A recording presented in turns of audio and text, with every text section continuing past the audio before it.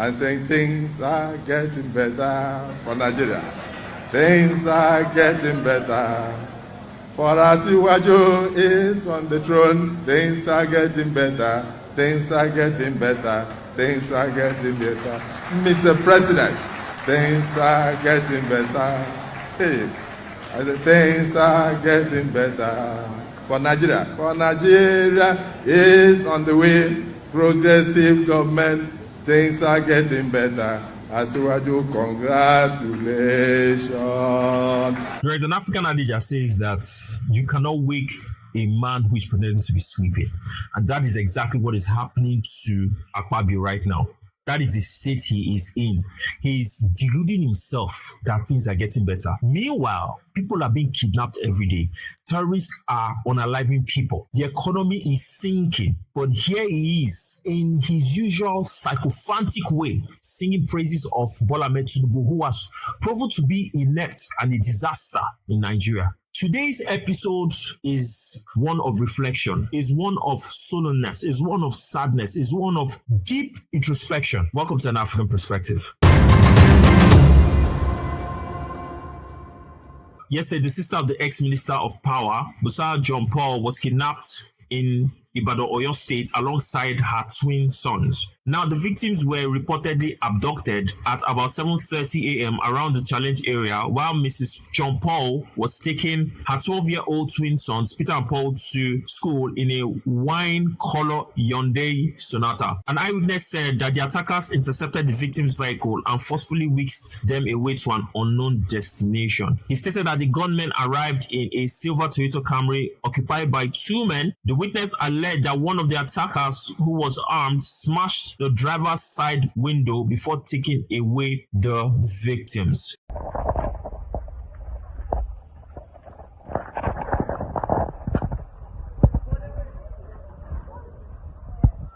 Those are kidnappers. They just kidnapped some people from this car.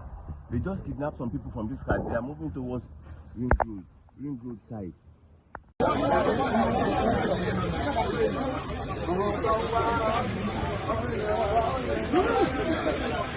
Àǹtọ́ mọ̀ pa ilé ha tó gan wá lórí náà mi gbọ́ rí.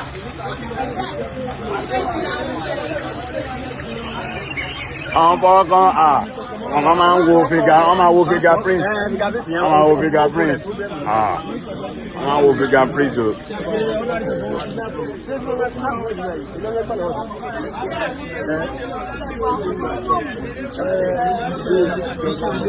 Before I say what I think about the kidnap of Busola John-Paul, the sister of the ex-minister of power, Adelabu, I just want to take some reactions from social media. Odige Timothy Osasu says, nobody is safe anymore in this country. May God help us, because the government doesn't even know if we exist. All they are interested is consolidating power by next year. Onang says, make you use the money where he thief for Ministry of Power, take go pay ransom now. He said in a video that the money he now has, he can never be poor again in this life. How much be ransom now? Grandeur says a once peaceful state is now a kidnappers and terrorists den since their declaration of presidential ambition. Are you thinking what I'm thinking? Gradually, the kidnappers are moving up towards the high and mighty. If they cannot catch you, who is an executive, who is a minister, who is a permanent secretary, who has some kind of influence in government, they will catch your brother and sister. And we have been saying this for a really long time, that these things will touch everybody. Now, I want Adelabu and Seyi Makinde to tell me how they are going to bring out these people. I want to know how they are going to, because if they come out, then I'll know that there's a conspiracy against those teachers. Because Seyi Makinde said some days ago that he does not have any constitutional authority over security agencies. Now that an ex-minister's sister is involved, I want to see what they will do. I'm really interested in seeing how they're going to bring out that lady, the sister of the ex-minister. I want to see how they want to bring her and her sons out of captivity. Because when it comes to people like the teachers and the children, they give excuses. We don't have constitutional authority. We don't have this. We don't have that. Let me see now how they want to bring out these people. Because Adelabu himself, the ex-minister of power, he has been in Nigeria and has heard Nigerians talking about those children in captivity and the teachers and has done nothing about it. I want want to see now what he will do about his sister, because that will now be the yardstick for us to judge if there's classism in Nigeria. I'm not happy because when you go through the comments on social media, it's like people are excited that this happened to his sister. You know, people are like, hey, don't reach your turn, you don't do this, but the truth is just that everybody is tired. Look at Akpabio singing things are getting better. What is getting better? Because won't you please explain to me how the government is silent when high-ranking army officers are being unalived, when people are being picked up like flies, and then when they pick you up, they ask for 100 million. This one, they're not even looking at who you are. Before, it used to be rich people. Now they are picking up poor people. They go to churches, pick up old people, pick up children, and then they ask for 100 million, 200 million, 500 million, 1 billion. When they get the money, they display it on TikTok. So it's really, really sad. It's sad, the things that are happening in Nigeria right now. And this brings me to Livinus Nwosu and Mama G General, who have both been threatened. Let me start with Livinus Nwosu. Livinus Nwosu was abducted by the DSS 2 days ago. He was released yesterday. According to the story, he was trying to learn how to, do this voter registration stuff when DSS guys came in black masks and picked him up. He released a video yesterday, was it yesterday or early this morning, and stated that the DSS threatened him that if they pick him up again, because this is the second time they are picking him up. The first time was because of the Bayelsa State governor's wife, the first lady of Bayelsa State, concerning one girl that she had promised to, fund her studies, but she reneged on that promise. And he was now asking her, you said that you were going to pay the school fees of this girl. What's happening? Or did you just use it as social media clout? And then she asked them to pick him up. Then for today is the second time that they're picking him up. They now told him that if they pick him up a third time, that he will disappear. The DSS that are supposed to be in the bush looking for those children, because the DSS know where they are. How did they pick Livinus Nwosu? How did they pick up Justice Crack? How did they send a threatening message to Mama G General? I'm going to play Mama G General's video very soon, but I'm going to start with Livinus Nwosu. So let's watch Livinus Nwosu's video and what he said about the DSS. God bless Nigerians. God bless everyone that is speaking out. My name is Livinus Nwosu. I want to dedicate this video. I'm making this video especially for the DSS. I meet a woman at the DSS. So, ma'am, you said that if you people pick me again, I will disappear. If maybe I should evangelize again and show the public what is happening, that I'm showing them, that this time around it will not really be easy for me. So, the only thing I'm afraid is to be in the dark. I'm afraid of the dark. Because, my health condition. So as you can see now, I'm learning how to be in the dark.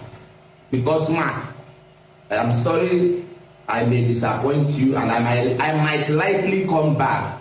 Because if the only thing that will make me to remain a free man. The video is very long, so I don't want to play the whole video. I just wanted us to get the threat. The DSS threatened him. He said he met a woman at the DSS who said, if we pick you up again, you are going to disappear. This is how the DSS is going around silencing voices. So here is a video of Mama G General receiving a call from somebody threatening her just after she had spoken up against the government. I think it was Remi Tinubu and Adebayo. I'm activist. The meaning of activist is someone that is ready to die for his country. That's who I am today. I'm ready to die for my country. My country is bleeding. My country is bleeding, so I have to talk. If I did not talk, if I did not talk, another person is not ready to talk, I will talk. If I die for my country, I'm still saying it, I'm hero. I cannot die a coward.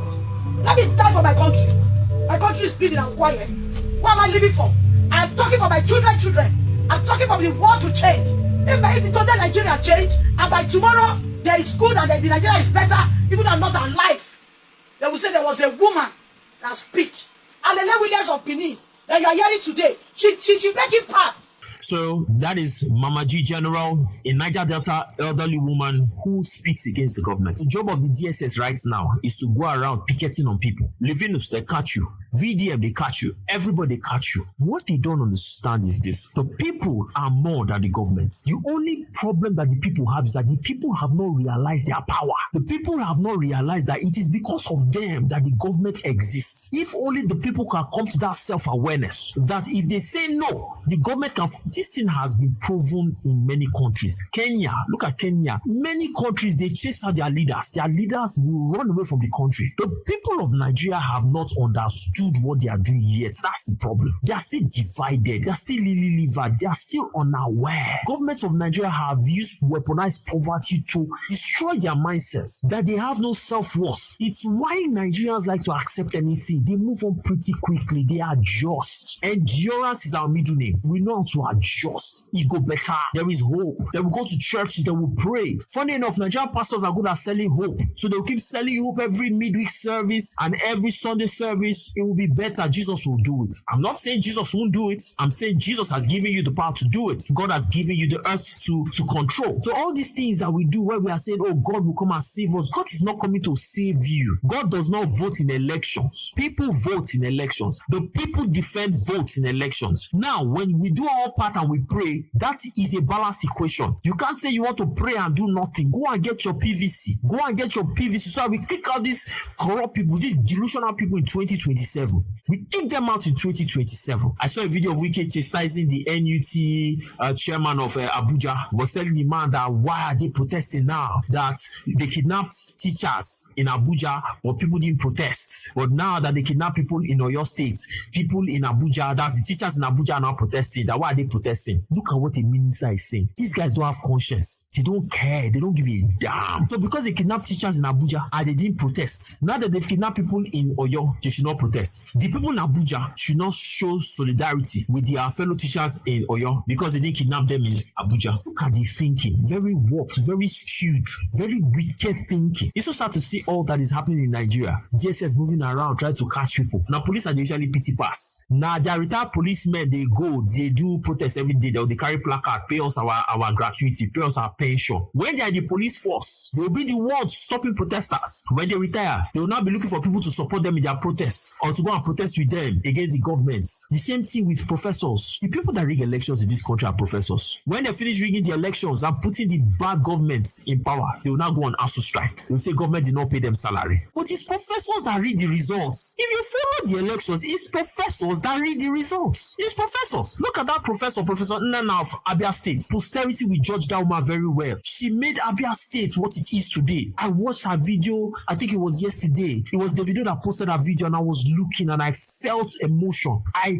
heard the woman speak. She said they brought bribes. They came with their threats. They came with everything. She said, but she stood her ground. Look at Abia now. Abia people will always bless the woman. I saw I think it was a post about a railway. I think it's a railway or bus station that was built in her name by Alex Oti. 2027 will not be like every other election. See, this is a life-changing election. You know why? The younger generation are in charge now. Not be the old people they in charge. Now Gen Z they in charge. Gen Z they get coconut head. They know the year word. You see that answers that happened in 2020. Now Gen Z is pull out. They were the ones that pulled it off. Our parents have failed us. We don't need them. We need fresh blood. We need new people. So please go and get your PVCs. As for Adelabu's sister, I'm wishing her the best. I hope she comes out. But let this be a lesson to all those people who feel they are high and mighty. That hand still fit touch una. If you no touch una, you go touch one of our family members. Please, guys, let us do this together. The war is not youth against youth. All this social media banter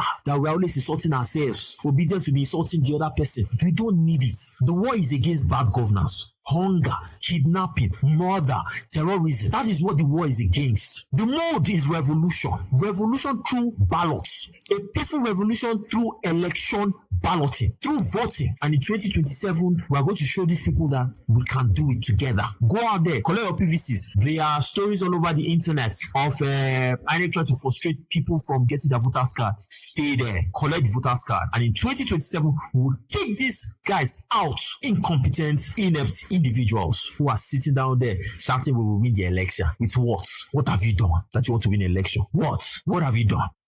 I want to thank you guys for watching this video, for joining me on this episode. And please, I ask you to share, like, and subscribe to my YouTube channel. It's a growing one. In the coming days, I'm going to give you guys raw analysis. No holds barred, no emotion attached. Pure truth. You're going to get it from me here. One thing they don't understand is that we are many. We are many in this country. We are many that are tired. Very many.